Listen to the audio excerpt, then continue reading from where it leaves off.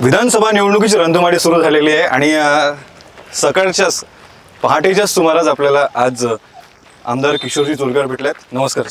आता निवडणुकीच्या संदर्भात सांगायचं झालं म्हणजे काय सांगू इच्छिता या निवडणुकीच्या पार्श्वभूमीवरती? लोकशाहीतला सर्वात मोठा उत्सव हा महोत्सव निवडणुका असतात आणि या निवडणुकामध्ये मला असं लक्षात आलेलं आहे की लोक स्वतःहून उत्साहाने या प्रक्रियेमध्ये एकंदर निवडणूक प्रक्रियेमध्ये सहभागी होताना दिसत आहे.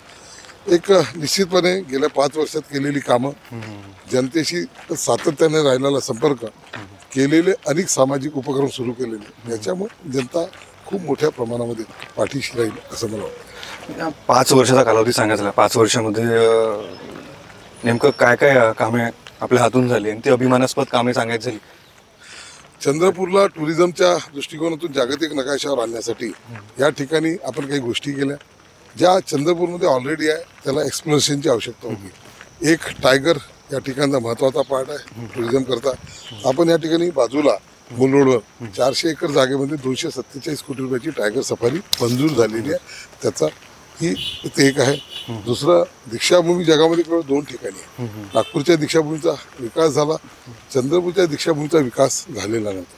म्हणून 68 वर्षात पहिल्यांदा आपण दीक्षाभूमीकरता 100 कोटी रुपये मंजूर केले. पहिला टप्पा 56 कोटी 90 लाख रुपयाचा काम त्या ठिकाणी सुरू झालेलं आहे. तिसरं महत्त्वाचं एक स्ट्रॉंग होतं की चंद्रपूरला 650 वर्ष जुनं माता महाकालीचं मंदिर आहे. पण त्या मंदिराचा आवश्यक तो विकास झालेला नव्हता.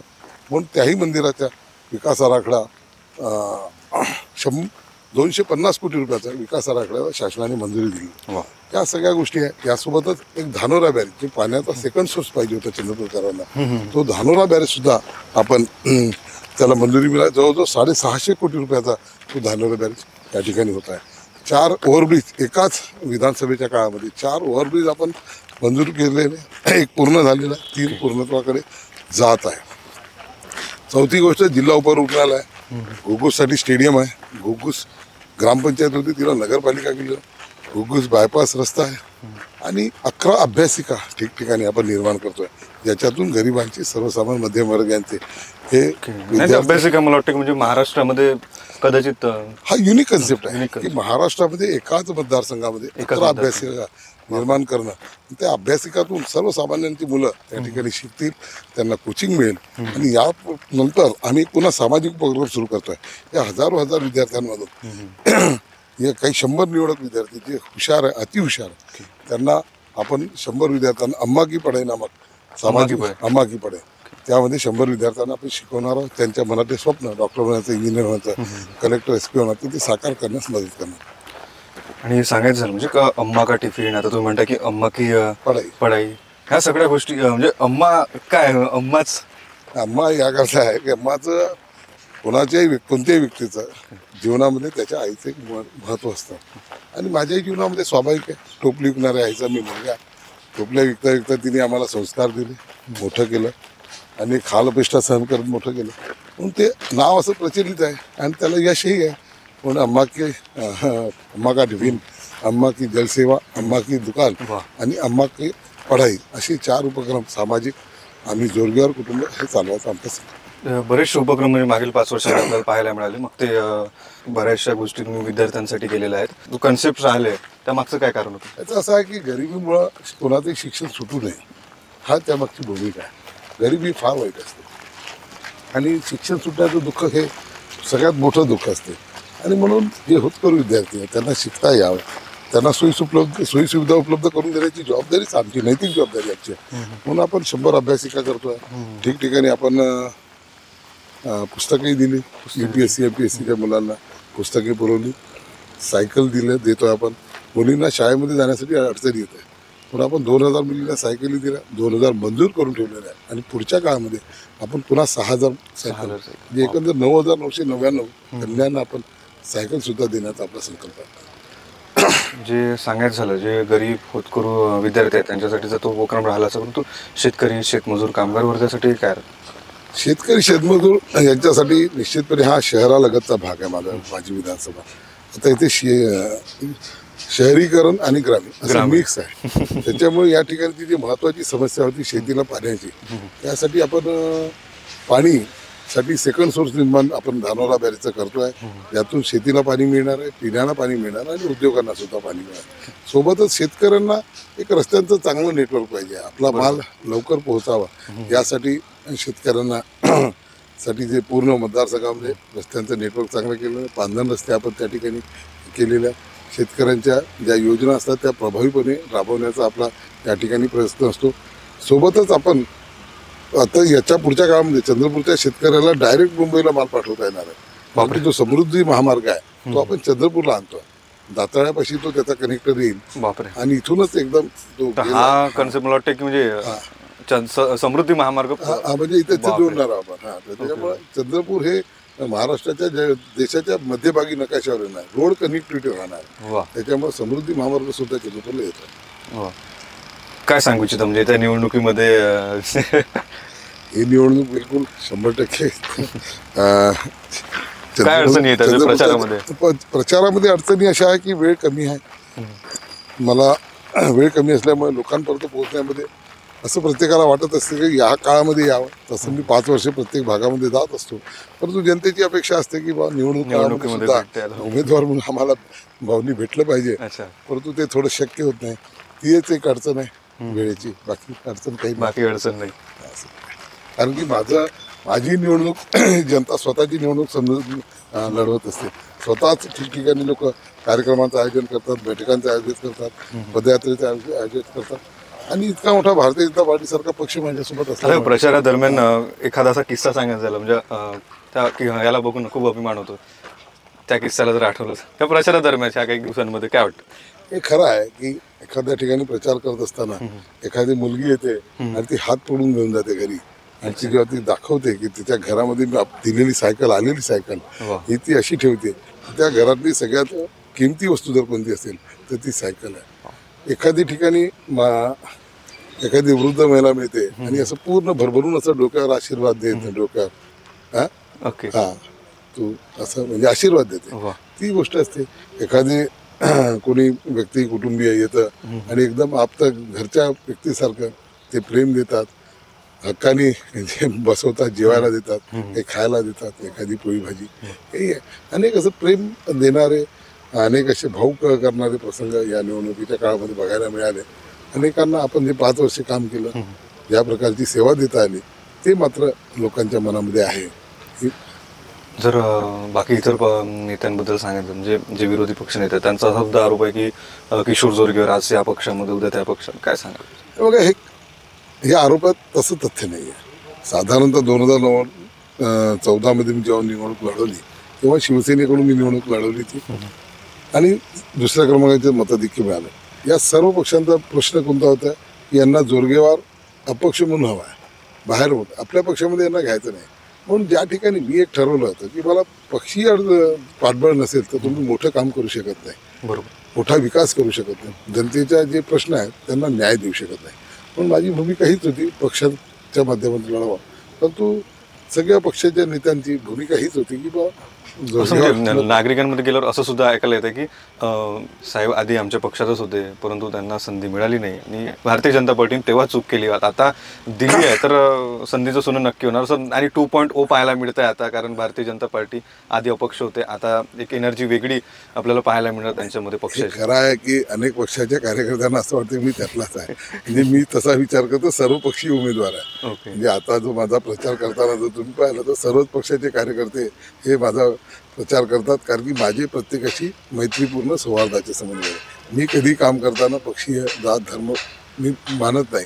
याचं जे काम असेल ते करतो आणि त्यामुळं त्यांना प्रत्येकाला वाटायचं की आपल्या पक्षाचा उमेदवार जोरगेवार असावा म्हणून त्यांनी आपापल्या श्रेष्ठींकडे प्रयत्नही केले.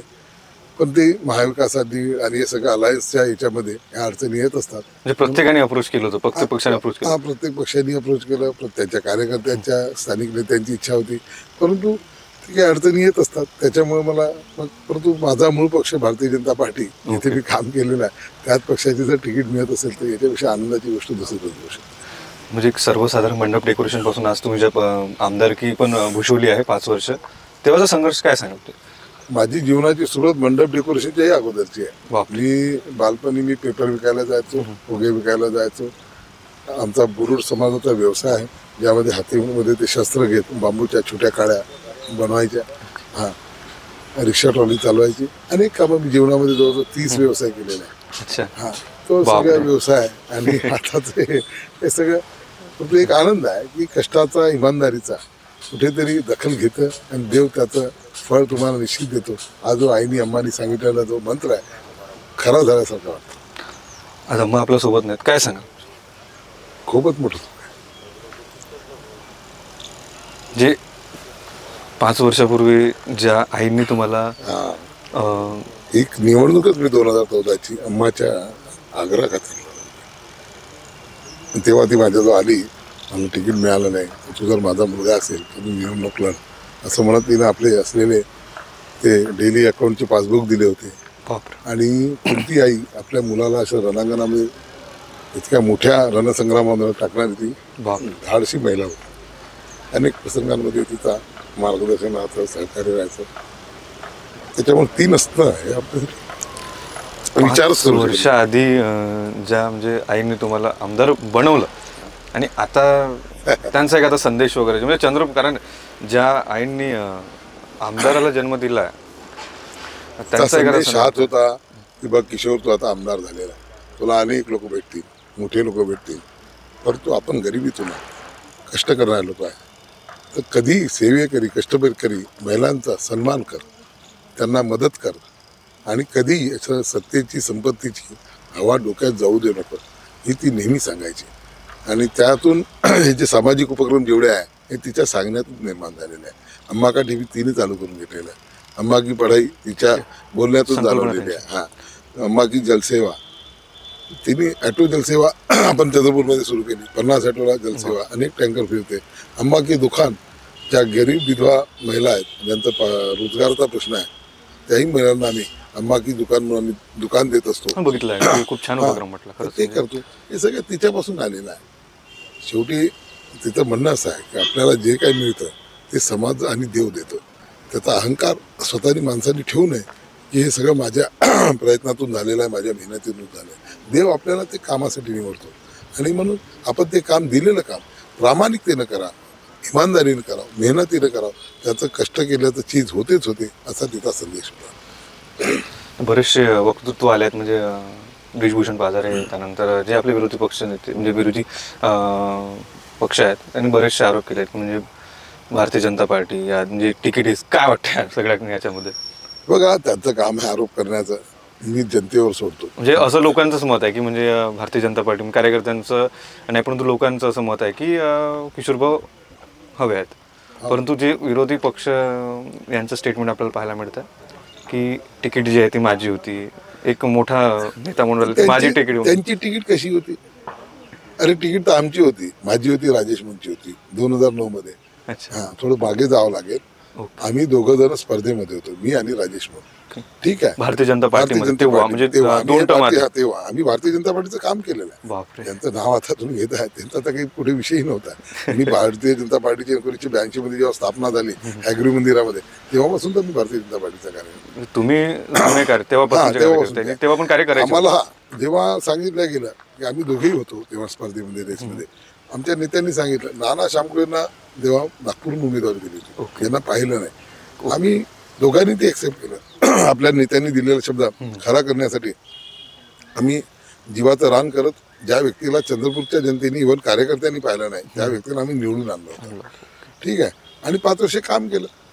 पण आम्ही असं नेत्यांनी सांगितलेली गोष्ट आम्ही अमान्य केली नाही, आकांतांडव केलं नाही. त्यामुळे भारतीय जनता पार्टी मोठी झाली. भारतीय जनता पार्टीकडे सुधीरभाऊ मुनगंटीवारच्या रूपानं प्रदेशाध्यक्ष पद आलं, राज्याचं नेतृत्व आलं, आदरणीय हंसराज बिया केंद्राचे मंत्री झाले. म्हणजे आपण एखादा कार्यकर्ते जेव्हा काम करतं पक्षासाठी तर त्याचा रिवॉर्ड आज पार्टीला मिळतो, गावाला मिळतो. आता सर्व 2009 पासून तर त्यांनी सांगितलेलं मेरा सफर, तर त्या सफरमध्ये पार्टी आणि पार्टीच्या नेत्यांचंच योगदान आहे. यांचं काय हे आता तुलना केली पाहिजे लोकांनी. आणि ज्या पद्धतीने तो प्रचार चालू आहे, लोकांना असं नाही आवडत.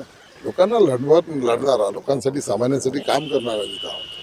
कोणत्याही व्यक्तीच्या समोर जाऊन असं लोटांगण घालताय, इतक्या मोठ्या पक्षाचे तुम्ही नेते पदाधिकारी राहिले आहे आणि लोटांगण, चला एखाद्या संत महंत व्यक्तीच्या समोर आपण लोटांगण केलं, त्यांना सन्मान दिला, ठीक आहे. आपल्या आईवडिलांना ठेवायचं असंच आणि फालतूचे धंदे नौटंकी करणे काही योग्य नाही असं माझं मत आहे. ज्याचा त्याचा तो विषय आहे.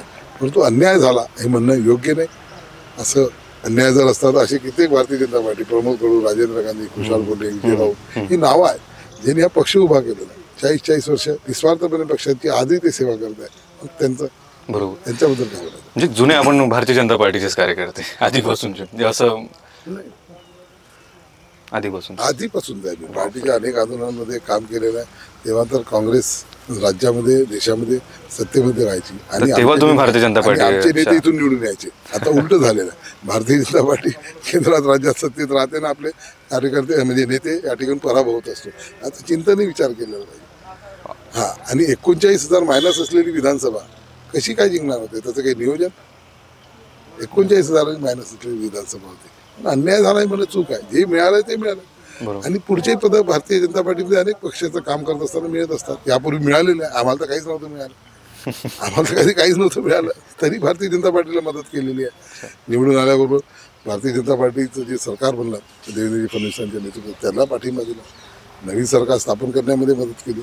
आणि आता लोकसभेमध्ये तेव्हाही आम्ही सुधीर भाऊंना मदत केली. तर मग आता आम्ही देणार आहे पक्षाला. बरोबर. आमचा त्याग आहे. आणि ज्यांना मिळत गेलं ते म्हणतात की अन्याय झाला. शेवटचा प्रश्न, या निवडणुकीच्या अनुषंगाने काय सांगू इच्छिता जनतेला? काय संदेश राहणार आपला? माझा संदेश या जनतेला या निवडणुकीच्या एवढाच आहे की मोठ्या प्रमाणामध्ये मतदान करा. आपल्याला जो मताचा अधिकार मिळालेला हा फार मोठा अधिकार आहे. अनेक देशामध्ये याकरता रक्तरंजित क्रांती करावी लागली, रस्त्यावर यावं लागलं, तेव्हा तो मतदानाचा अधिकार मिळालेला. आपल्याला हा मिळालेला अधिकाराचा आपण 100% प्रयोग केला पाहिजे. प्रत्येकानं राष्ट्रीय कर्तव्य समजत मतदानाला गेलंच पाहिजे. विशेष करून न मतदारांना मी विनंती करणार आहे की आपण या निवडणुकीमध्ये पहिलं मत तर राष्ट्रासाठी, समाजासाठी समर्पित केलं पाहिजे आणि त्या भावनेतून मतदान केलं पाहिजे. प्रत्येकाला जो उमेदवार योग्य वाटतो त्याला करावं, पण मतदान मात्र आपण 100% करावं. जो योग्य उमेदवार आहे त्याला करावं, पण करावं मतदान. तर आज आपल्या सोबत होते किशोर जोरगेवारजी. नेमकं त्यांच्या मागील 5 वर्षाचा जो कालावधी राहिला आहे तो सुद्धा आपल्याला एक आढावा मार्फत मिळालेला आहे. आणि आता हल्ली जे प्रचाराचं सत्र चाललं आहे, खरंच चित्र काय राहणार सांगणे कठीण आहे. आणि येत्या काळामध्ये काय वाटतं तुम्हाला, कुणाची हवा असणार आणि कोण बाजी मारे? मला कमेंटमध्ये नक्की सांगा. आणि भाऊंबद्दल काय वाटतं तुम्हाला, किशोर जोरगेवार यांच्याबद्दल काय वाटतं नक्की कळवा. बघत राहा दीपक न्यूजवर.